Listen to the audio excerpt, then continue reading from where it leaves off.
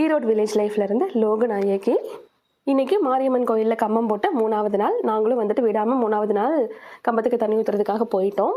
First Vinayagar கோயிலுக்கு ஊற்றிட்டு அதுக்கப்புறமா கம்பத்துக்கு ஊற்றுறது. இன்றைக்கி பார்த்தீங்கன்னா முன்னாடி நாள் நைட்டு வந்துட்டு ஆட்டம் பாட்டமெல்லாம் பார்த்துட்டு தூங்குறதுக்கு வந்து ஒரு 11 மணிக்கு மேலே ஆகிட்டங்காட்டி நான் வந்து கொஞ்சம் கிளம்புறதுக்கு லேட் பண்ணிட்டேன். அதனால் எங்களுக்கு முன்னாடியே வந்துட்டு அந்த எல்லோ சுடி போட்டவங்க வந்துட்டாங்க.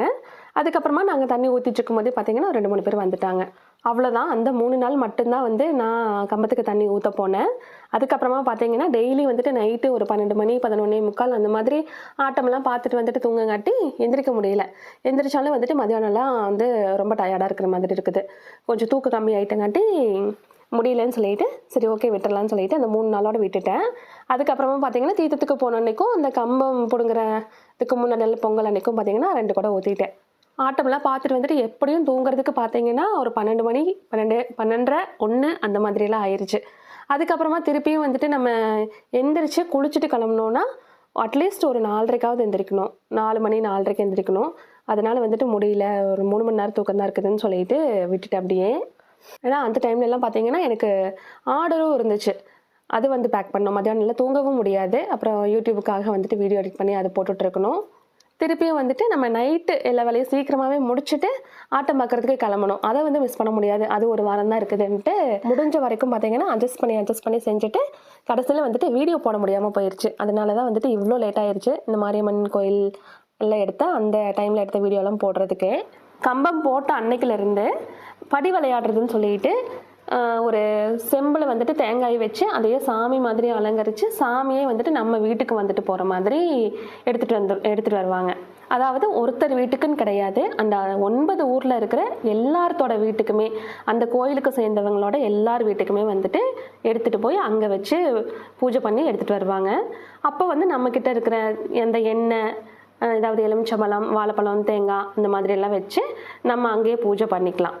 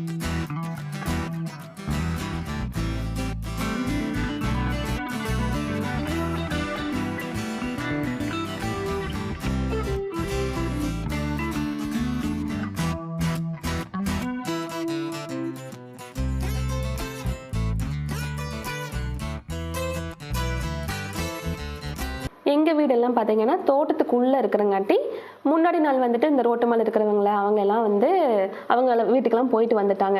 திடீர்னு வந்துட்டு எங்கள் வீட்டுக்கு எந்த சத்தமும் இல்லாமல் வந்தங்காட்டி எங்களுக்கு தெரியவும் இல்லை. நானும் பார்த்தீங்கன்னா போய் சஷ்வினை கூட்டிகிட்டு வரலான்னு சொல்லிட்டு ஊருக்கு கிளம்பலான்னு சொல்லிட்டு சரி கிளம்புறதுக்கு முன்னாடி வந்துட்டாங்கன்னா என்ன பண்ணுறதுன்னு சொல்லிட்டு முன்னாடியே எடுத்து வச்சுட்டு போனால் மாமாவும் ஹஸ்பண்ட் 2 பேரும் கொடுத்துருவாங்கன்றதுனால நம்மக்கிட்ட தான் மஞ்சள் தூள்லாம் இருக்குதுல்ல அதுன்னு சொல்லிட்டு ஒரு 1/4 கிலோ கலவா மஞ்சள் தூள், அப்புறமா நெய் பாட்டில், அப்புறம் நல்லெண்ணெய் பாட்டில் அதெல்லாம் எடுத்து வச்சுட்டு வெளியில் போகலான்னு ரெடியான கரெக்டாக சாமி எடுத்துகிட்டு உள்ளே வந்துட்டாங்க. நான் கூட கொஞ்சம் ஃபீல் பண்ணிட்டு இருந்தேன், சாமி நம்ம வீட்டுக்கு வரப்போ வந்துட்டு நம்ம அப்படியே வெளியில் போகிறோமே அப்படின்னு சொல்லிட்டு. நல்ல வேலையாக வந்துட்டு சாமி வர்றப்போ நான் வீட்லேயே இருந்துட்டேன். எல்லா ஊருக்கும் போகிறதுனால அப்படியே மத்தளம் அந்த தட்டுறது அது எல்லாமே எடுத்துகிட்டு வந்துடுவாங்க. அப்புறம் சாமி அந்த விபூதி அப்புறம் அரிசியெல்லாம் வாங்கிட்டு போகிறதுக்காக சாக்கெல்லாம் எடுத்துகிட்டு வரங்காட்டி ஆட்டோலையும் வந்துடுவாங்க. எல்லா ஊருக்கும் பார்த்திங்கன்னா நடந்து போயிட்டு இருந்தால் இந்த 7 நாளுக்குள்ளே முடிக்க முடியாதுன்னு சொல்லிட்டு இப்போலாம் வந்து ஆட்டோ எடுத்துக்கிறது. எப்பயுமே பார்த்திங்கன்னா முன்னாடி இருக்கிற வீட்டில எல்லாம் வாங்கும்போதே அந்த தட்டுற சத்தமெல்லாம் கேட்கும், அதை வச்சு நம்ம வந்துட்டு ரெடி ஆகிப்போம். ஆனால் இந்த வருஷம் பார்த்திங்கன்னா முன்னாடியெல்லாம் வாங்கிட்டு அடுத்த நாள் எங்கள் வீட்டுக்கு வந்தங்காட்டி ஸ்ட்ரெயிட்டாக வீட்டுக்கு வந்துட்டாங்க. எங்களுக்கு எந்த சத்தமுமே கேட்கல. அப்புறமா வந்ததுக்கப்புறமா தான் அந்த ஸ்டூலெலாம் எடுத்து போட்டு சாமி உள்ளே வரதுன்றதுக்காட்டி நம்ம என்ன தான் வந்து சுத்தமாக இருந்தாலுமே வரதுக்கு முன்னாடி மஞ்சள் தண்ணி தெளித்து விடணும். மஞ்சள் தண்ணி தெளித்து விட்டதுக்கப்புறமா அந்த ஸ்டூலுக்கும் தெளித்து விட்டுட்டா அது மேலே வந்துட்டு அந்த சாமியை வச்சுருவாங்க. அதுக்கப்புறமா வந்துட்டு ஒரு வீட்டுக்கும் இவ்வளோ அரிசின்னு சொல்லிட்டு ஒரு அளவு இருக்கும், அந்த அளவு அரிசி வந்துட்டு நம்ம கொடுத்துடணும். முன்னாடியெல்லாம் பார்த்திங்கன்னா நெல்லாவே வாங்கிப்பாங்க, ஒரு வல்லம் நெல் அப்படின்னா வந்துட்டு 4 படி நெல் வாங்கிப்பாங்க. இப்போல்லாம் பார்த்தீங்கன்னா அந்த நெல்லுக்கு அளவான அரிசி வாங்கிக்கிறது. அதெல்லாம் முடிச்சுட்டு நான் அம்மா வீட்டுக்கு போயிட்டு அஸ்வினை கூட்டிகிட்டு வந்துட்டு அப்புறமா நைட் சாப்பாடெல்லாம் செஞ்சுட்டு குளிச்சு ரெடி ஆகிட்டு திருப்பியும் வந்து கோயிலுக்கு போயிட்டோம் ஆட்டம் பார்க்குறதுக்காக. இன்றைக்கும் பார்த்தீங்கன்னா ஹஸ்பண்ட் அப்புறம் அவங்களோட அண்ணா தம்பி அவங்க எல்லாருமே வந்துட்டு 1 மணி நேரத்துக்கு முன்னாடியே போயிட்டு ப்ராக்டிஸ்லாம் பண்ணிட்டு தான் வந்தாங்க. இருந்தாலும் கோயில்லையும் பார்த்தீங்கன்னா ப்ராக்டிஸ் பண்ணுற மாதிரி ஆயிடுச்சு. மற்றவங்க எல்லாமாவது ஓரளவுக்கு ஆட ஆரம்பிச்சிட்டாங்க. ஹஸ்பண்ட் பார்த்தீங்கன்னா ஒரு 4-5 சுற்று வந்ததுக்கப்புறமா தான் ஓகேன்ற மாதிரி ஆட ஆரம்பித்தாங்க. அதுக்குள்ளேயே வந்துட்டு சரி போங்க எனக்கு இது வரலன்னு சொல்லிட்டு அப்புறமா உரமா போய் நின்றுட்டாங்க. இன்றைக்கி பார்த்தீங்கன்னா பழகின உடனே சலங்கை கட்டிக்கிட்டாங்க. அஸ்வின்லாம் வந்த உடனே வந்துட்டு எனக்கு சலங்கை வேணும்னு சொல்லிட்டு ஓடி போய் எடுத்து கட்டிக்கிட்டான். சலங்கையும் பார்த்தீங்கன்னா கோயிலையும் வாங்கி வச்சுருப்பாங்க.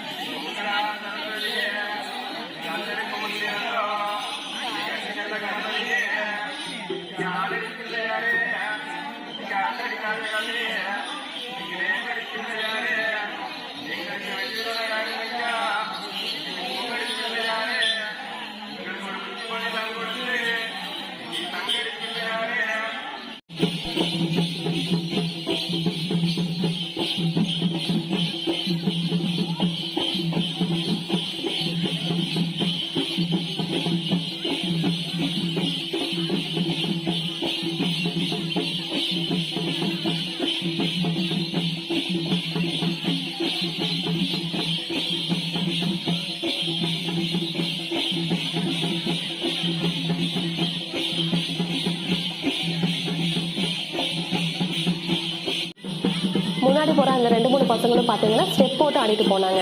பின்னாடி வர இவங்க ப்ராக்டிஸ் பண்ணுறவங்கலாம் பார்த்தீங்கன்னா அதெல்லாம் நமக்கு செட் ஆகாது, நின்று பார்த்துட்டு நம்மளாம் ஒரு ஸ்டெப் போட்டுக்கோன்னு சொல்லிட்டு ஒரு 4-5 பேர் வந்துட்டு அவங்களாம் ஒரு ஸ்டெப் போட்டாங்க. அஸ்வின் பார்த்தீங்கன்னா அவங்கள ஃபாலோ பண்ணுறதா இவங்கள ஃபாலோ பண்ணுறதான்னு தெரியல. முன்னாடி பார்க்கும்போது அவங்கள ஃபாலோ பண்ணுறது, சைடில் பார்க்கும்போது இவங்கள ஃபாலோ பண்ணுறதுன்னு போட்டு சொதப்பியாச்சு.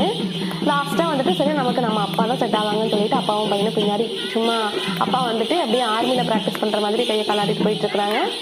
அஸ்வினுக்கு வந்துட்டு அப்பப்போ சலங்கை வேறு கலந்து போயிட்டு இருக்குது. அதை வேறு அட்ஜஸ்ட் பண்ணுறதுக்கு அண்ணான்னு சொல்லிட்டு கூப்பிட்டு போயிட்டுருக்குறான். எங்களுக்கெல்லாம் வந்துட்டு காமெடியாக இருந்துச்சு. ஒரு ஆள் பார்த்தீங்கன்னா சாணி மிதிக்கிற மாதிரி ஆடும், ஒரு ஆள் பார்த்தீங்கன்னா எக்ஸசைஸ் பண்ணுற மாதிரி ஆடும், ஒரு சிலர்லாம் பார்த்தீங்கன்னா கொஞ்சம் பிக்கப் பண்ணிக்கிட்டாங்க. நாங்கள் வந்துட்டு பார்த்துட்டு அப்படியே சரி ஓகே நம்ம வந்துட்டு பார்த்து சிரிச்சுட்டு இருந்தால் அவங்க அதை கூட ஆட மாட்டாங்க, நம்ம அப்படியே லைட்டாக வந்துட்டு என்கரேஜ் பண்ணுவோம்னு சொல்லிட்டு என்கரேஜும் பண்ணிகிட்டு இருந்தோம். ஏன்னா நமக்கும் தெரியும் நம்மளும் வந்துட்டு சின்ன வயசுலேருந்து கையை காலம் அசைச்சு, அதாவது டான்ஸுன்ற பேரில் வந்துட்டு ஒன்றுமே வந்துட்டு அசைச்சிருக்க மாட்டோம். திடீர்னு போய் டான்ஸ் ஆடணுன்னா வந்துட்டு கண்டிப்பாக வராது, அதாவது ஸ்டெப் போட்டானோன்னா கண்டிப்பாக வராது. இது வந்து நாங்கள் கும்மி ஆட்டம் ப்ராக்டிஸ் பண்ணும்போது எங்களுக்கு புரிஞ்சிருச்சு. அதுலேயும் பார்த்தீங்கன்னா முன்னாடி ஆடுறவங்களை பார்க்கும்போது கால் பார்த்தீங்கன்னா வேறு பக்கம் போகும், காலும் கையும். சைடில் ஆடுறவங்க பார்க்கும்போது அவங்கள மாதிரி ஆட வரும். அதனால வந்து கொஞ்சம் கஷ்டம்தான் அந்த ஸ்பாட்டில் போய் ஆடுறதுன்றது வந்துட்டு ரொம்பவே கஷ்டம்தான். பார்க்குறதுக்கு எல்லாமே ஒரே மாதிரியான ஸ்டெப் மாதிரியே இருந்தாலுமே அதுலேயும் வந்துட்டு நிறைய நெளிவு சுழிவு இருக்குது, நிறைய வந்துட்டு ஸ்டெப்ஸ் மாறி மாறி போடுவாங்க.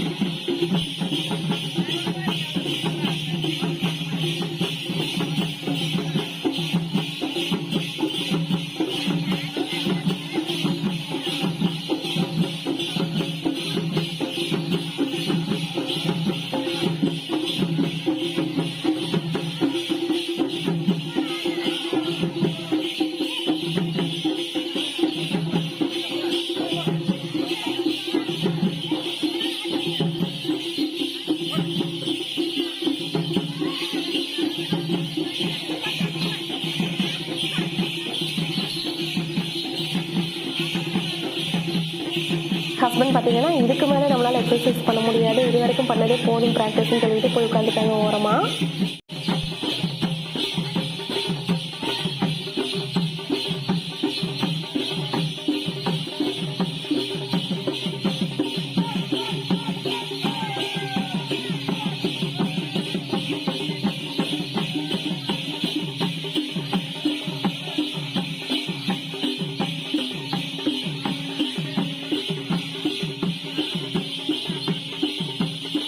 ஷஷ்வனுக்கு பார்த்தீங்கன்னா அவனை விட ஏஜ் அதிகமாக இருக்கிறவங்களோடையும் செட் ஆகலை. அவன் வயசில் அவனுக்கு ஈக்குவலாக ஆடுறவங்களோட தான் போயிட்டு அப்படியே ஒரு லைன் ஃபார்ம் பண்ணி அவங்களாம் வந்து ஒரு ஸ்டெப் போட்டு ஆட ஆரம்பிச்சிட்டாங்க. அதில் வந்து அவன் அப்படியே பிக்கப் ஆகிட்டான். இதெல்லாம் ஆடும்போது இடையில வந்து டயர்டாகாமல் இருக்கிறதுக்காக வாக்கு வரம்னு சொல்லுவாங்க. அதெல்லாம் சொல்லிட்டு ஆடிட்டு இருக்கும்போதே பார்த்தீங்கன்னா ஒரு சிலருக்குலாம் வந்து சாமி வந்துடும். சாமி வருது பார்த்தீங்கன்னா ஜென்ஸுக்கும் வரும், லேடிஸ்க்கும் வரும். அப்புறம் சின்ன பிள்ளைங்களா இருந்தாங்க, அவங்களுக்குமே வந்துட்டு சாமி வந்துருச்சு. இவர் பார்த்தீங்கன்னா அந்த வேல்கம்பை தூக்கிட்டு அப்படியே 2-3 சுற்று வந்து ஆடிட்டு வந்தார். இதெல்லாம் முடிச்சுட்டு ஒரு 12 மணி ஆயிடுச்சுன்னு சொல்லிட்டு சரி 12 மணிக்கு வந்துட்டு இந்த பூச்சட்டி எடுத்துட்டு ஆடுவாங்க. அது முப்பாட்டுக்காரங்கன்னு சொல்லிட்டு அதுக்குன்னு தனியாக ஒரு சிலர் இருப்பாங்க. அவங்க வந்து அந்த பூச்சட்டி எடுத்துட்டு ஆடுவாங்க. சரி நம்ம இன்னைக்கு அதையும் பார்த்துட்டு போயிடலாம், இதுக்கப்புறமா வந்துட்டு 12 மணிக்கு பார்க்குறோமா இல்லையான்னு தெரியல, 12 மணி வரைக்கும் இருக்கிறோமா இல்லையான்னு தெரியலன்னு சொல்லிட்டு இன்னைக்கு இருக்கிறதே இருக்கிறோம் அதையும் பார்த்துட்டு போயிடலாம்னு சொல்லிட்டு அதையும் பார்த்துட்டு வீட்டுக்கு வந்து ஒரு 12:30-1 மணி ஆயிடுச்சு தூங்குறதுக்கு.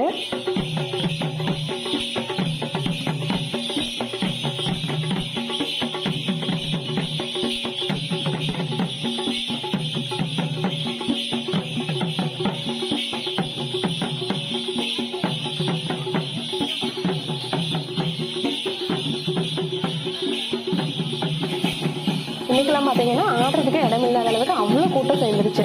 நிறைய பசங்க, பெரியவங்க, குட்டி பசங்க எல்லாருமே வந்துட்டு சேர்ந்துட்டாங்க. முன்னாடி நாள் தான் பார்த்தீங்கன்னா ஆடுறதுக்கு யாருமே இல்லாமல் வெறும் மத்தளம் மட்டும் அடிச்சுட்டு போயிட்டாங்க. 2வது நாள் வந்து இவங்க எல்லாரும் சேர்ந்து ப்ராக்டிஸ் பண்ணி கொஞ்சம் ஸ்டெப் எடுத்து வச்சாங்க. அப்புறம் அடுத்த நாள் பார்த்தீங்கன்னா நிறையவே கூட்டம் சேர்ந்துருச்சு. அடுத்த நாள் பார்த்தீங்கன்னா ஆடுறதுக்கு இடமே இல்லாத அளவுக்கு நிறைய பேர் வந்துட்டாங்க.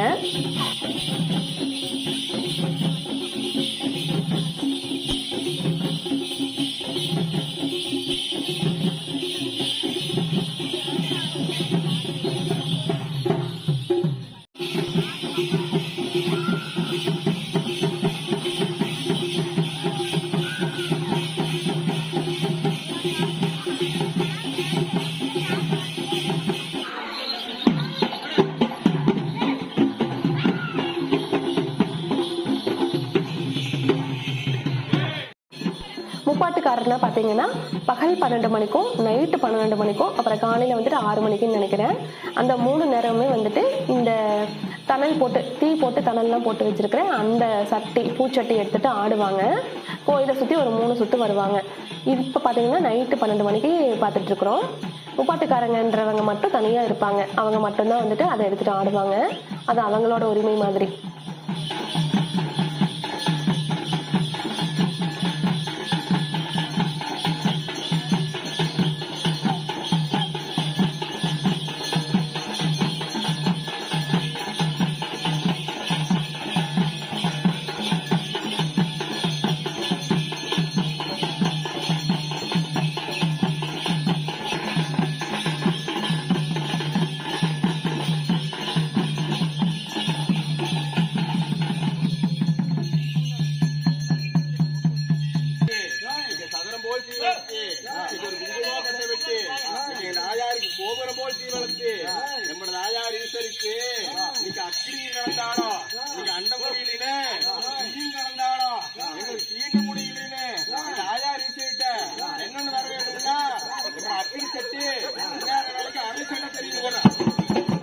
இந்த டைம்லையும் பார்த்தீங்கன்னா நிறைய பேருக்கு வந்து சாமி வந்துடும். நம்ம பக்கத்துலேயே நின்றுட்டு இருப்பாங்க, அமைதியாக தான் நிற்கிறாங்கன்னு பார்த்தா திடீர்னு பார்த்தீங்கன்னா ஆட ஆரம்பிச்சிடுவாங்க. ஸோ கொஞ்சம் கேர்ஃபுல்லாக தான் நிற்கணும். யார் எப்போ வந்துட்டு எப்படி ஆடுறாங்கன்னு தெரியாது. திடீர்னு சத்தம் போட்டுட்டு வந்து ஆட ஆரம்பிச்சிடுவாங்க. நமக்கு ஒன்றுமே புரியாது, அப்படியே கை காலெல்லாம் நடுங்கி போயிடும். இதெல்லாம் பார்த்துட்டு நாங்கள் எல்லாம் பேசிப்போம், நம்மலாம் வந்துட்டு என்ன ஜென்மோன்னு தெரியல, நமக்கு சாமியும் வர மாட்டேங்குது பூதமும் வர மாட்டேங்குதுன்ட்டு. ஆனால் அந்த டைம்லலாம் ஒரு சிலர் வந்துட்டு அப்படியே வைப்ரேஷன் மோடில் போயிடுவாங்க பயங்கரமாக. அடுத்த விளாகில் பார்க்கலாம். தேங்க்யூ.